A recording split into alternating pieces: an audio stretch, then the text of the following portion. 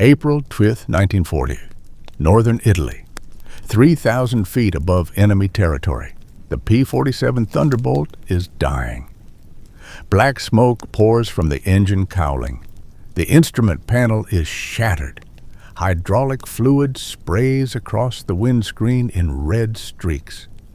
Inside the cockpit, 22-year-old Raymond Knight grips the control stick so hard his knuckles have gone white.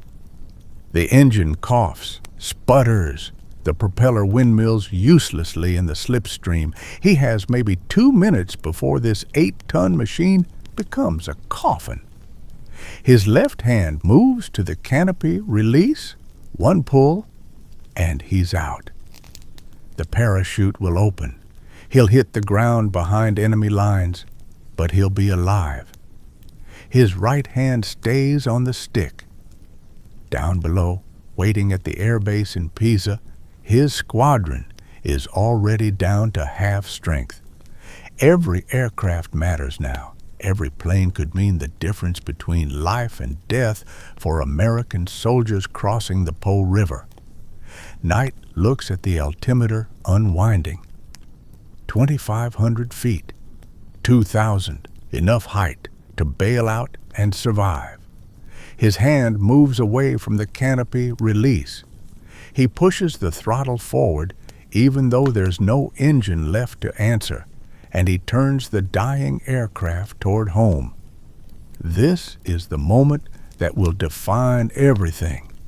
But to understand why Raymond Knight made this choice, you need to know about the 2 days before, about the missions that should have killed him, about the letter he wrote to a girl in Houston that she would never receive, and about what happens when a quiet man from Texas discovers that some things are worth more than survival. This is a true story, and it begins 6 months earlier in a tent in Italy with a photograph and a promise. October 1944, American Air Base, Pisa, Italy. Raymond Knight sits on his bunk after his 40th combat mission, holding a letter from home, his mother's handwriting. She tells him about the church social, about the neighbor's son who came home on leave, about how proud his father is, even though he doesn't say it out loud. And then, at the bottom, almost as an afterthought, she mentions that Sarah Miller asked about him. Sarah, the girl from 2 streets over who used to sit behind him in church, the girl with dark hair who smiled at him once before he left for the war. Knight reads that line 3 times. Then he folds the letter carefully, puts it in his footlocker, and tries to remember what Sarah Miller's voice sounds like. He can't. It's been too long. But that night, for the first time since arriving in Italy, he writes a letter that isn't to his parents. He tells Sarah about Italy, about the mountains, about flying. He doesn't tell her about the missions or the fear or the men who don't come back. He tells her that when the war ends, if she'd like, maybe they could get coffee, just coffee, nothing fancy. He seals the envelope, addresses it, and leaves it on his bunk to mail tomorrow. Tomorrow is April 24th, 1940. The letter will never be mailed. But first, you need to understand who Raymond Knight was before the war found him. Born June 15th, 1902, Houston, Texas. The kind of childhood that doesn't make headlines. His father built things, measured twice, cut once. His mother kept a garden. They raised Raymond in a house where faith was quiet and steady, where you solved problems instead of complaining about them, and where a man's word meant something. Raymond was smart, but not showy. Good at math, better at anything he could build with his hands. At 16, he saved money from odd jobs and paid for flying lessons at a grass strip outside Houston. His instructor remembered years later that most students want to feel the airplane. Raymond wanted to understand it. every rivet, every cable, every system. When Pearl Harbor was attacked, Knight didn't run to the recruiting office. In a fever of patriotic rage, he finished his semester, told his parents calmly that he'd be enlisting. Then he did. The Army Air Forces took him, trained him, and discovered something unexpected.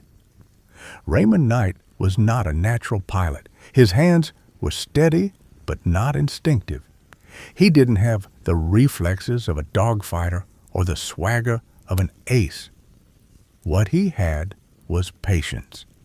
He flew each maneuver 100 times until muscle memory replaced thought. His instructor wrote, "Reliable, methodical, unlikely to take unnecessary risks." They assigned him to 47 Thunderbolts and sent him to Italy. By April 1940, Knight had flown over 80 combat missions. Not the most in his squadron, but close.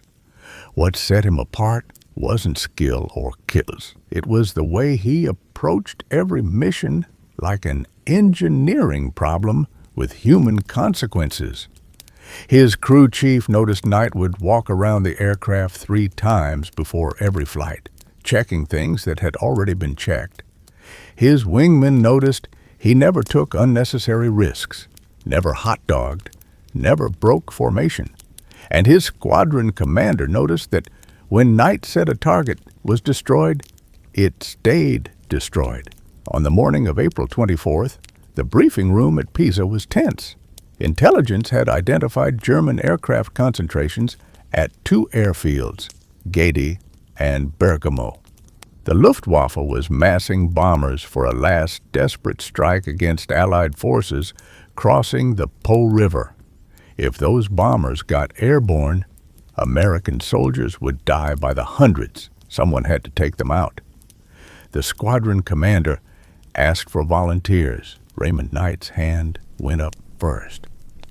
The pilot next to him, a kid from Brooklyn named Tommy Esposito, leaned over and whispered, "You got a death wish, Ray?"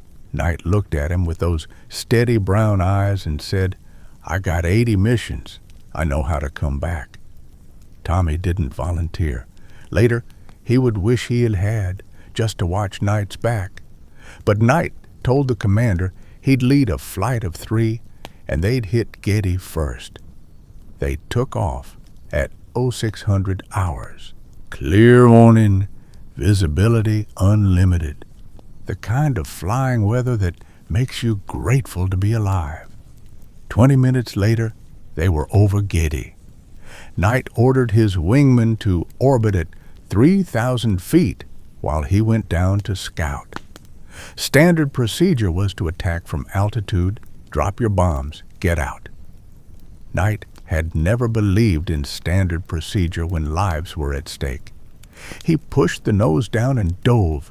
500 feet, 300, 100, the anti-aircraft guns opened up. Black bursts of flak filled the sky around him.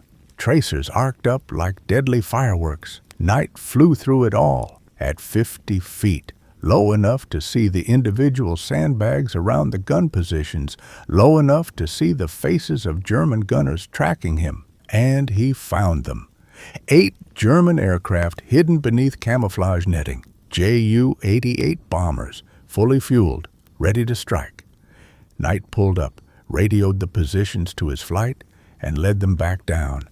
They came in fast, guns blazing. Knight's 850 caliber machine guns tore into the first bomber. Aluminum shredded. Fuel tanks exploded. The bomber disintegrated in a ball of orange flame. He pulled off, banked hard, came back. Another bomber destroyed, and another. When they finally pulled away, 5 German aircraft were burning on the field. Knight landed at Pisa with his aircraft smoking and his hands shaking from adrenaline. His crew chief counted 23 holes in the airframe. Knight climbed out, lit a cigarette, and told the crew chief, "She'll fly again, right?" The crew chief nodded. Knight said, "Good. I'm going back out after lunch." The squadron commander tried to stop him, told him he'd done enough for one day. Knight said, "Sir, intelligence says there's more aircraft at Bergamo. If we don't hit them today, they hit our boys tomorrow." The commander looked at this soft-spoken kid from Texas and realized there was no point arguing. He approved the mission. 3 hours later, Knight led another flight to Bergamo. This time, the Germans were ready. The flak was heavier, more accurate. Knight's aircraft shuddered as rounds punched through both wings. The canopy cracked, but he kept flying, kept searching.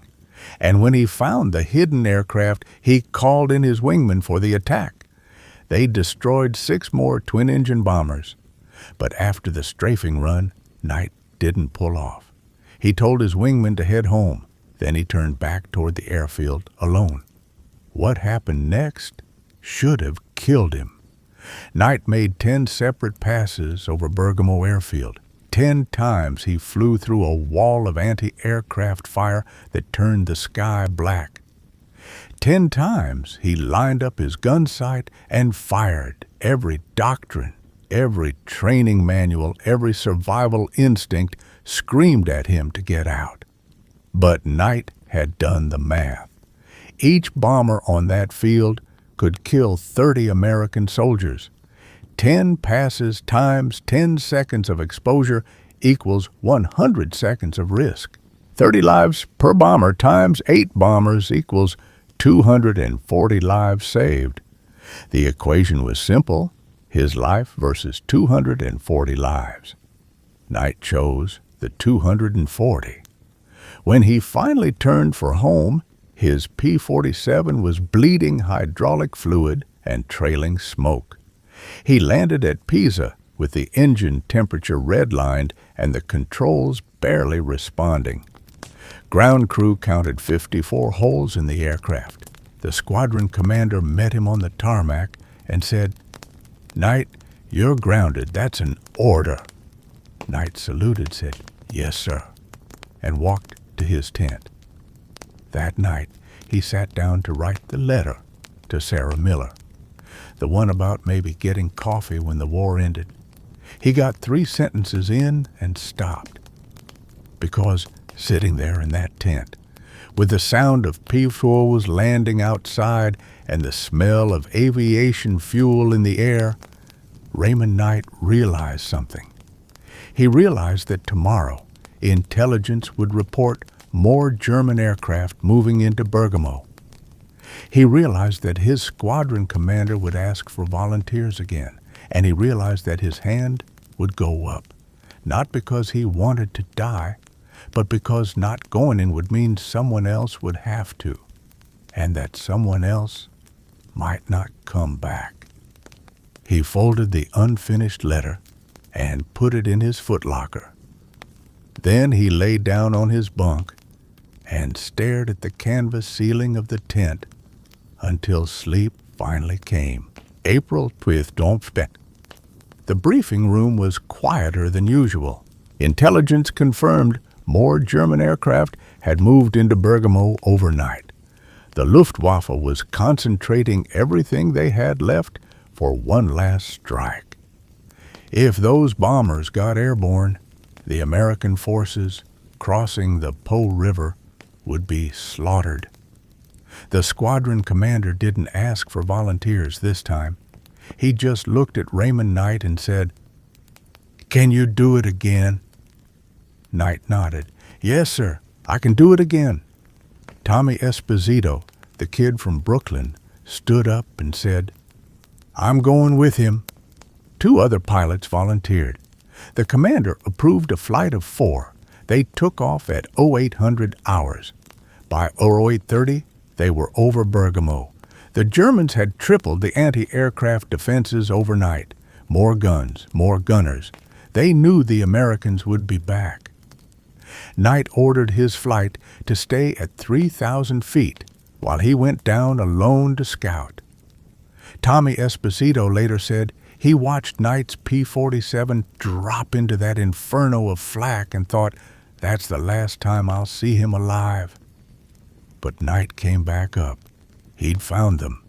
3 more twin-engine bombers on the runway, engines running, ready to take off. Knight radioed the positions, led his flight down, and they attacked. All 4 PVs dove through the flak. The first bomber exploded in a massive fireball. The second caught fire and veered off the runway. The third tried to take off, but Knight's tracers walked up the fuselage and into the cockpit. The bomber slewed sideways and crashed. Knight had just destroyed his 14th enemy aircraft in 2 days. He called for his flight to form up and head home. But as he pulled off the target, climbing through 2,000 feet, a 37mm flak shell punched through his engine cowling and detonated inside the engine. The explosion was catastrophic. Coolant sprayed across the windscreen, oil pressure dropped to 0, engine temperature spiked past the red line. The propeller shuddered and stopped. The P-47 Thunderbolt, that indestructible beast that had brought him home 54 times before, was dead in the air. Tommy Esposito's voice crackled over the radio. "Ray, you're smoking! Bail out now!" Knight didn't answer immediately. He was calculating 15 miles to friendly lines, 3,000 feet of altitude. Glide ratio on a P-47 with a dead engine is roughly 8-to-1. That meant he could glide maybe 4 miles, maybe 5 if he was perfect, not enough. The Apennine Mountains rose ahead like a wall. No flat ground, no place to put down, just rocks and death. His hand moved to the canopy, release again. Tommy's voice, "Ray, for God's sake, jump!" Knight keyed his radio. His voice was calm, steady, the same tone he used to discuss the weather. "Tell the crew chief I tried to bring her back." Then he adjusted the trim, pointed the nose southwest toward Pisa, and started the longest glide of his life. The P-47 descended in silence. No engine, no hydraulics. Just whined over the wings and the whistle of air through 54 holes in the airframe. Knight flew with both hands on the stick, coaxing every foot of altitude into forward motion.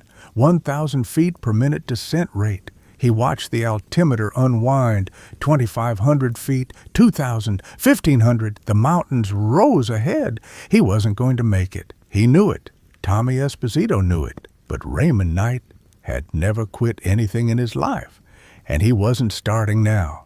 At 1,000 feet, the aircraft began to buffet. Stall warning. Knight eased the nose down, trading precious altitude for airspeed. The buffeting stopped. But now he was dropping faster. The math was unforgiving. He had seconds left.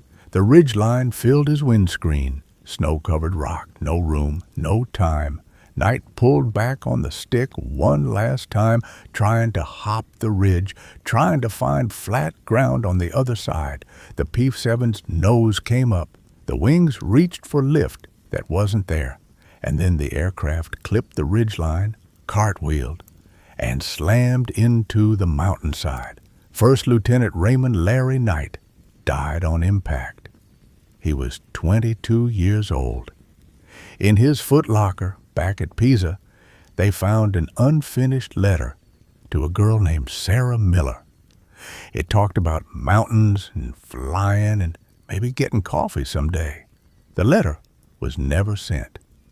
7 days later, Germany surrendered. The war in Europe was over. 5 months later, on September 4th, 1940, Raymond Knight was posthumously awarded the Medal of Honor. The citation detailed his extraordinary heroism over Ghedi and Bergamo. 14 enemy aircraft destroyed personally in 2 days. 10 deliberate strafing passes through intense anti-aircraft fire. Missions flown voluntarily when he could have stood down. The medal was presented to his parents at a ceremony in Houston. His mother accepted it, wearing black. She held the medal for a long moment, then looked at the general presenting it and said, "He never wanted to be a hero, he just wanted to come home." The general had no answer for that. Tommy Esposito survived the war. He came home to Brooklyn, got married, had 3 kids, worked in construction for 40 years. Every April 5th, he'd go to church and light a candle. His wife asked him at once who the candle was for. He said, "A guy I flew with. Best pilot I ever knew. Never took an unnecessary risk in his life until the day it mattered most." She asked what happened to him. Tommy said, "He flew into hell twice and came back. Third time he didn't." Then he walked out of the church and never spoke of it again. Sarah Miller married a lawyer in 1948. She had 4 children, lived a good life, died in 1993. Her daughter found a Western Union telegram in her mother's belongings after the funeral. It was dated May 3rd, 1940. It informed Miss Sarah Miller that First Lieutenant Raymond L. Knight had been killed in action on April 5th while performing his duty with distinction. The telegram was creased and worn, as if it had been folded and unfolded many times over the years. There was nothing else. No letters, no photographs, just a telegram and a memory of a boy from 2 streets over who used to smile at her in church. The American soldiers who crossed the Po River in late April 1940 never knew Raymond Knight's name. They just knew the sky stayed clear, that the German bombers never came, that they made it across alive. On one of those crossings, a 19-year-old private from Ohio looked up at the empty sky and said to his sergeant, "Where's the Luftwaffe?" The sergeant, who'd been at Anzio and Monte Cassino and seen what German bombers could do, just shook his head and said, "Someone took care of them. We'll never know who, but we owe them everything." In 1992, Raymond Knight's remains were moved to Houston National Cemetery, a simple white headstone, his name, his rank, his dates, and a Medal of Honor emblem. On April 25th, most years, a few old men visit. They stand quietly, they salute, and they leave. No speeches, no tears, just the silent acknowledgement that passes between those who understand what it means to calculate the risk and go anyway. Raymond Knight's story isn't about glory. It's about a choice made at 3,000 feet with a dying engine and seconds to live. It's about an unfinished letter and a girl who waited for coffee that never happened. It's about 84 combat missions and a promise to a crew chief that he'd bring the plane home. It's about 10 strafing passes when Doctrine said to make one. It's about 14 enemy aircraft destroyed when it would have been safer to destroy none. And it's about the moment when a soft-spoken kid from Texas looked at his canopy release, looked at the mountains ahead, and decided that some things matter more than survival.